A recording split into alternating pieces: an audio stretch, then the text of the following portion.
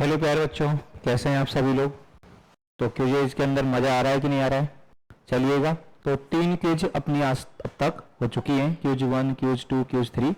और स्टार्ट करते हैं अपन आज क्विज 3 का सॉल्यूशन कि क्विज 3 के क्वेश्चंस कौन कौन से थे, कैसे आप लोगों ने अटेम्प्ट किए। ठीक है ना। क्विज के आंसर जब जैसे ही आपको क्विज मिलती है टेलीग्राम पर, तो उसके कमेंट्स में अपने आंसर जरूर किया करो, ताकि पता लगे कि कितने लोगों ने क्विज को सॉल्व किया है। ठीक है ना। और अगले दिन फिर उनको मैच किया करो कि हमने आंसर ये लगाए थे और आंसर होने ये चाहिए था। तभी एज ए टेस्ट जब तक इन चीजों को लोगे ना, तभी इन चीजों का आपको प्रॉपर वे में बेनिफिट मिल पाएगा और तभी इनका मजा आएगा। ठीक है, चलिएगा। तो क्विज 3 का सॉल्यूशन, क्विज 3 आपको ये डाली गई थी। ठीक है ना। डेली के 5 क्वेश्चन आप लोगों को अवेलेबल करवाते हैं अपन इस तरह से, और आपके कॉन्सेप्ट्स को रिवाइज करने का, कॉन्सेप्ट्स को स्ट्रॉन्ग करने का हम लोग जो है वो पूरा पूरा प्रयास कर रहे हैं, और आप लोगों को इनका बेनिफिट बहुत अच्छे से मिल पा रहा होगा। पहला सवाल जो हमने दिया था क्विज के अंदर, क्विज नंबर 3 के अंदर पहला सवाल था, ठीक है ना, डिटर्मिनेंट का ये सवाल है। 3 समीकरण आपको दे रखी है, रैखिक समीकरण निकाय 4x प्लस के वाई प्लस 2z बराबर 0, इधर ही लिख देता हूं। एक समीकरण आपके पास ये है, एक समीकरण आपको ये दे रखी है, एक समीकरण ये दे रखी है। और इस समीकरण निकाय के अशून्य हल हों। देखो, कोई भी समीकरण निकाय हमारे पास इस तरह से है, a1x plus b1y plus c1z बराबर 0, a2x plus b2y plus c2z बराबर 0। एक समीकरण आपको दे दिया a3x plus b3y plus c3z is equal to 0। ये आपको एक समीकरण निकाय दे रखा है। तो इस समीकरण निकाय का एक शून्य हल तो विद्यमान होगा ही होगा। इसका एक सॉल्यूशन ये तो आएगा ही आएगा कि x बराबर 0, y बराबर 0, z बराबर 0। लेकिन इसका अशून्य हल भी हो सकता है। इसके ऐसे सॉल्यूशन भी हो सकते हैं जो नॉन जीरो हैं, जो अशून्य हैं। लेकिन वो कब विद्यमान होंगे? वो तभी विद्यमान होंगे जब इनके गुणांकों का जो सारणिक है a1 b1 c1, a2 b2 c2 और a3 b3 c3, इनके गुणांकों का जो सारणिक है अगर वो 0 के बराबर है तो इस समीकरण निकाय का अशून्य हल विद्यमान होगा।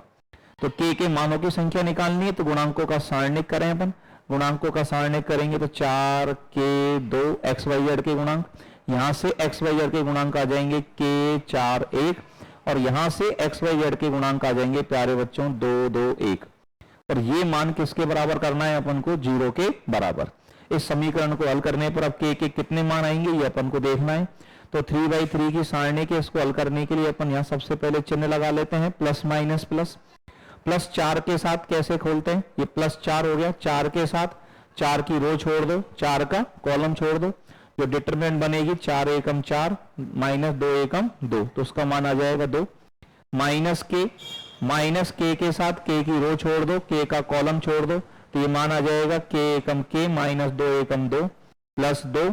फिर अगला आएगा प्लस 2, प्लस 2 के साथ इसकी रो छोड़ दी, इसका कॉलम छोड़ दिया, तो ये हमारे पास आ जाएगा 2k माइनस 8 इजिकल टू 0।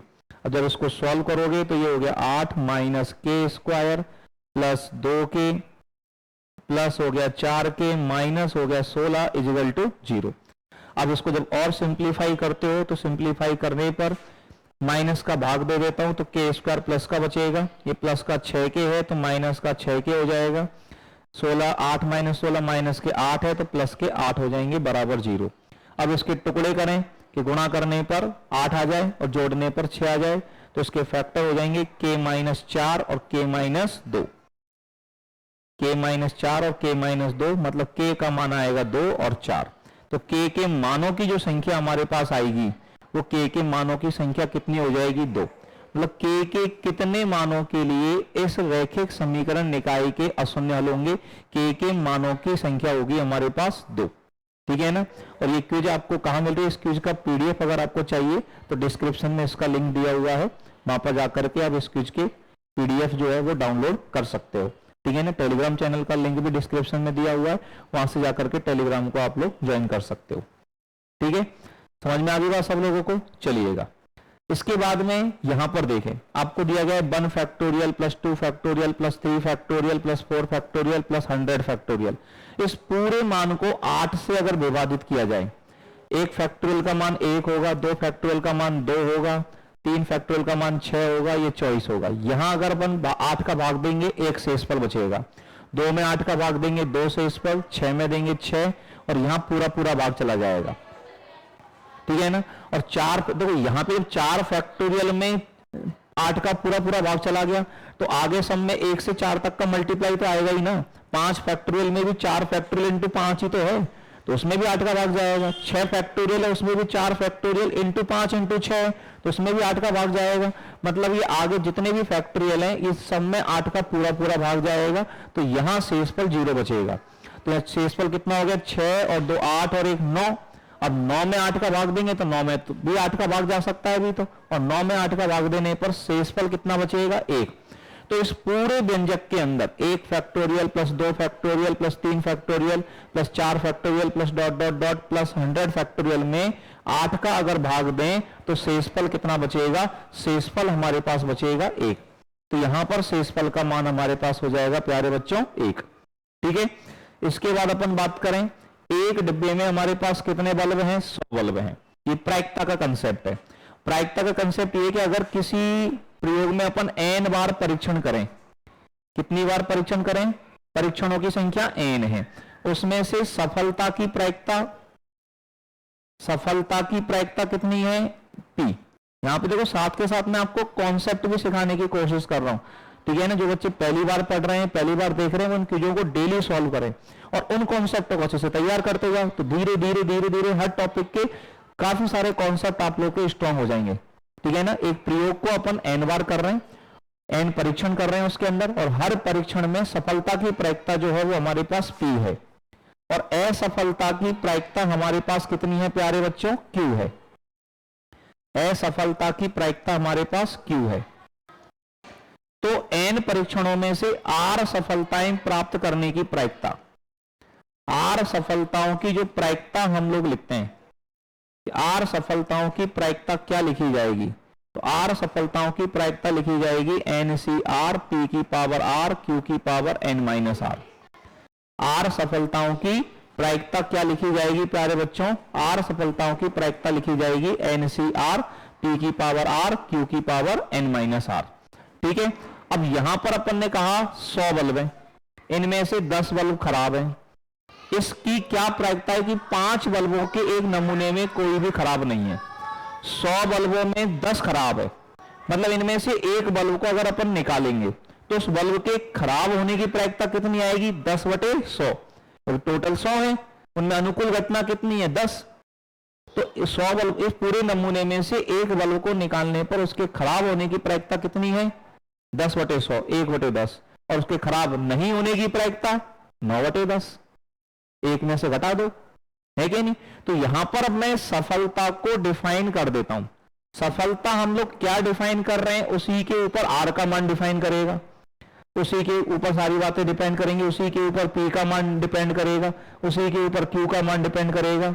तो सफलता मान लेते हैं अपन निकाले गए बल्ब का खराब होना, निकाले गए बल्ब का खराब होना, इसको हमने सफलता मान लिया। अब निकाले गए बल्ब के खराब होने की प्रायिकता p बराबर 10/100, 1/10, और p को 1 में से माइनस कर देंगे तो q बराबर हो जाता है 1 माइनस p, जो हमारे पास आ जाएगा 9/10। कितने बल्ब हमने निकाले, कितने परीक्षण करें, 5 बल्बों का नमूना हमने देखा है। अब 5 में से कितने खराब होने चाहिए, जितने खराब होंगे उतनी तो सफलता है, और सफलता हमने मानी यही है निकाले गए बल्ब का खराब होना। तो अगर 2 खराब हुए तो 2 सफलता मिली, 3 खराब हुए तो 3 सफलता मिली, एक भी खराब नहीं हुआ, अभी कोई भी खराब नहीं हो, मतलब सफलता मिले ही नहीं। तो सफलताओं की संख्या क्या रखनी है, 0। सफलताओं की संख्या क्या रखनी है, 0। तो r सफलताएं प्राप्त करने की प्रायिकता हमारे पास ये, तो आंसर क्या आ जाएगा 5C0, p की पावर r, p कितना है 1/10, इसकी पावर r बोले तो 0, और q कितना है 9/10, इसकी power n minus r, 5 minus 0 5 आ जाएगी। NC0 का मान 1 होता है, ये भी 1 होता है, तो आंसर टोटल हमारे पास आ जाएगा 9/10⁵, ठीक है ना। तो इसका जो आंसर हम लोग लिखेंगे वो कितना लिखेंगे, 9/10⁵। एक डिब्बे में 100 बल्ब हैं जिनमें से 10 खराब हैं, तो इस बात की क्या प्रायिकता है कि 5 बल्बों के नमूने में से कोई भी खराब नहीं है। इस बात की प्रायिकता हमारे पास आ जाएगी प्यारे बच्चों 9/10⁵।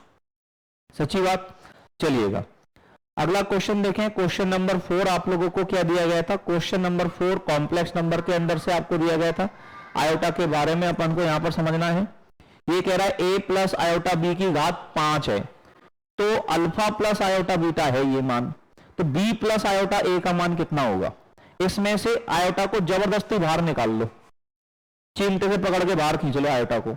अब आयोटा को बाहर निकालेंगे तो आयोटा की खोपड़ी पे पावर 5 भी आएगी, आएगी नहीं आएगी? तो ये हो गया हमारे पास आयोटा की घात 5 अंदर हो गया। अब यहां तो देखो b में आयोटा b है, आयोटा कॉमन ले लिया, b रह गया, और यहां आयोटा है ही नहीं है तो आयोटा का भाग लगेगा 1 आयोटा a होल पावर में 5। अब इधर तो अपन ने कोई उदम किया ही नहीं है, इधर हो गया अल्फा प्लस आयोटा बीटा। अब आयोटा की घात 5, आयोटा की घात 4 का मान हो जाता है 1, और आयोटा की घात 4 का मान 1 होता है क्योंकि आयोटा स्क्वायर की वैल्यू -1 होती है। तो आयोटा की घात 5 का मतलब आयोटा बचेगा। b 1 आयोटा का मान होता है प्यारे बच्चों माइनस आयोटा, 1 आयोटा की वैल्यू कितनी होती है? माइनस आयोटा होती है। तो b माइनस आयोटा a की पावर 5 बराबर हो गया अल्फा प्लस आयोटा बीटा। अब इस आयोटा को उधर भेज दें, आयोटा को उधर भेजेंगे तो b माइनस आयोटा a की घात 5 बराबर, अब इसमें आयोटा का भाग देंगे तो बीटा, और यहाँ आयोटा का भाग देंगे तो 1 आयोटा माइनस आयोटा हो जाएगा बीटा प्लस आयोटा अल्फा। ये कहानी बचेगी। अब मुझे तो b प्लस आयोटा a की घात 5 निकालनी है, आया मेरे पास b माइनस आयोटा a की घात 5 है, तो इसमें संयुग्मी ले लो, दोनों पक्षों में क्या ले लो? संयुग्मी। कॉन्जुगेट लेने पर, कॉन्जुगेट लेने का मतलब है जहां जहां पर भी आयोटा है वहां वहां आयोटा का चिन्ह बदल दो, और आयोटा का चिन्ह जब इसके अंदर बदलोगे तो ये हमारे पास आ जाएगा b प्लस आयोटा a की घात 5 बराबर बीटा प्लस आयोटा अल्फा। तो ये मान हमारे पास आ गया कि b प्लस आयोटा a की घात 5 जो है इसका मान किसके बराबर होगा प्यारे बच्चों? इसका मान हो जाएगा बीटा प्लस आयोटा अल्फा के बराबर। ये मान किसके बराबर आ जाएगा? बीटा प्लस आयोटा अल्फा के बराबर। सच्ची बात? तो इसका आंसर आएगा ऑप्शन ए। चलिएगा अगला क्वेश्चन, क्विज का लास्ट 5वां क्वेश्चन आपको दिया गया था इनइक्वलिटी से रिलेटेड, ठीक है ना। इनइक्वलिटी के अंदर एक बात ध्यान रखनी है, लॉग एन आधार a लेस देन अगर 0 है और a का मान यहां पर 1 से कम है, a का मान 1 से कम है, तो यहां पर क्या होगा? n ग्रेटर देन हो जाएगा a की घात 0, मतलब ये चिन्ह बदल जाएगा अगर ये 1 से कम है। तो अगर ये 1 से ज्यादा होता तो ये लेस देन का लेस देन ही होता। यहां n का काम ये पूरा मान कर रहा है, ये पूरी वैल्यू n का काम कर रही है, तो हमारे पास हो जाएगा मॉड z का square plus 2 mod z plus 4 बटे 2 मॉड z का स्क्वायर प्लस 1 लेस देन है तो ग्रेटर देन हो जाएगा 1/2 की घात 0 1 हो जाएगा। अब इस 1 को इधर की तरफ ले आओ, 1 को इधर की तरफ ले आओगे तो ये मामला हो गया मॉड z का square plus 2 mod z plus 4 बटे में 2 मॉड z का स्क्वायर प्लस 1, 2 मॉड z का square plus 1 minus 1 greater than 0। LCM लेंगे, एलसीएम लोगे तो ये कहानी बनेगी मॉड z का स्क्वायर 2 मॉड z प्लस 4, ठीक है ना, और माइनस में आ जाएगा 2 मॉड z का स्क्वायर माइनस 1 बटे में हमारे पास आ जाएगा 2 मॉड z का square plus 1 greater than 0, greater than 0। ये कहानी हमारे पास हो जाएगी, और ये जब कहानी हमारे पास हो जाएगी तो यहां पर अपन क्या करने की कोशिश करेंगे, ये हो जाएगा मॉड z का स्क्वायर माइनस 2 मॉड z का स्क्वायर, तो माइनस का मॉड z स्क्वायर बचेगा, ठीक है ना, प्लस का 2 मॉड z है, और प्लस 4 में से 1 गया तो 3, 4 में से 1 गया तो 3, ये कहानी बचेगी। अब देखो बटे वाला मान तो टोटली पॉजिटिव ही मान है, ये 0 या नेगेटिव होने का चांस ही नहीं है, तो पॉजिटिव संख्या से गुणा भाग करने पर इनइक्वलिटी की सेहत पर कोई फर्क नहीं पड़ता है, इससे गुणा कर दो तो ये ग्रेटर देन 0।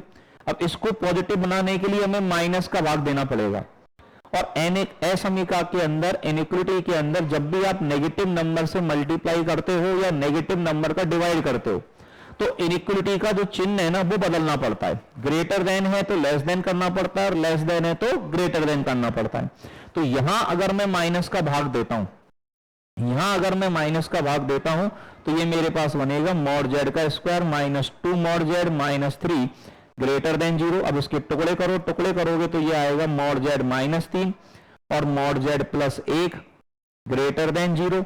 अब यहां पर इसको सॉल्व करने का तरीका होता है कि हर फैक्टर से मॉड जेड का मान निकाल लो, हर फैक्टर से मॉड जेड का मान निकाल लो, ठीक है ना।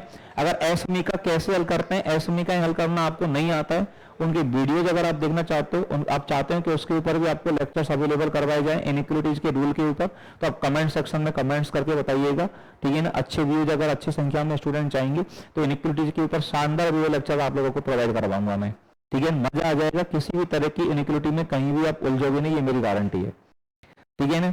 तो यहां से मॉड जेड का मान कितना आएगा, -1, और यहां से मॉड जेड का मान आएगा 3। इनको अपन ने असेंडिंग ऑर्डर में जमा दिया। अब असेंडिंग ऑर्डर में जब हमने जमा दिया तो यहां पे देखो, यहां मॉड जेड पॉजिटिव है, यहां पॉजिटिव है, तो अपन पॉजिटिव से स्टार्ट करेंगे, पॉजिटिव नेगेटिव पॉजिटिव। हमें पोर्शन चाहिए पॉजिटिव वाला, ग्रेटर देन 0। तो ये पोर्शन हमारे पास कौन सा हो गया, ये वाला हिस्सा, ये वाला हिस्सा। अब मॉड जेड का मान नेगेटिव में तो जा ही नहीं सकता, तो इसका तो वैसे ही मतलब नहीं है। तो यहां से हमें समझ में आती है, यहां अपन ने कुछ गड़बड़ कर दी शायद। 1 मिनट भैया जी भैया जी भैया जी भैया जी, यहां थोड़ा सा गड़बड़ कर दिया। माइनस का जब भाग दिया तो आप इसका चिन्ह बदलना भूल गए। माइनस का जब भाग देते हो तो ग्रेटर देन किस में बदल जाता है, लेस देन में। ये गलती मत करो, ये लेस देन 0 होगा, ये -1 आएगा, ये +3 आएगा, तो पॉजिटिव नेगेटिव पॉजिटिव। अपने को पोर्शन चाहिए मेरे भाई लेस देन 0 नेगेटिव वाला, -1 से 3। लेकिन भैया -1 से 3 मॉड जेड का मान ले तो लिया, लेकिन मॉड का मान कभी नेगेटिव तो होगा ही नहीं, तो मॉड जेड का मान 3 से तो कम है, लेकिन -1 से बड़ी जगह अपन 0 के बराबर है, 0 से बड़ा लिखेंगे, मतलब मॉड जेड लेस देन 3 ही काम करेगा, इसमें नेगेटिव में तो जाएगा ही नहीं। तो ये ऑप्शन हमारे पास कहां दे रखा है, ऑप्शन ए के अंदर दे रखा है। तो इसका जो क्षेत्र आएगा, इसका क्षेत्र आएगा मॉड जेड लेस देन 3, ठीक है ना। वे सभी कॉम्प्लेक्स नंबर जिनका मापांक 3 से कम है वो इसका क्षेत्र होगा, इस असमीका का क्षेत्र होगा। आई होप आप सभी लोगों को क्विज के सॉल्यूशंस, क्विज के आंसर समझ में आए होंगे, ठीक है ना। तो अच्छे से एंजॉय कीजिएगा इन चीजों को। ये हमारे चमकते हुए सितारे जिन्होंने पिछले साल महारत हासिल करी, ठीक है ना, और आज सभी लोग सेकंड ग्रेड टीचर के पद पर आसीन है, ठीक है ना, अपनी नौकरी अपनी काम को अच्छे से निभा रहे हैं, ठीक है। सभी लोग ज्वाइनिंग ले चुके हैं, और आप भी अगर हमारा पेड बैच ज्वाइन करना चाहते हैं, हमारे एप्लीकेशन पर ज्वाइन करना चाहते हैं, बिल्कुल 0 लेवल से फ्रेशर्स की तरह, रिपीटर्स की तरह, किसी भी तरह अगर आप हमारे साथ जोड़ना चाहते हैं, पढ़ना चाहते हैं, तो प्ले स्टोर पर हमारा एप्लीकेशन है ओम ज्ञान केंद्र, उसको आप इंस्टॉल कर लीजिएगा, और वहां पर स्टोर में जाकर के हमारे paid course RPSC first grade second grade दोनों के लिए चल रहे हैं।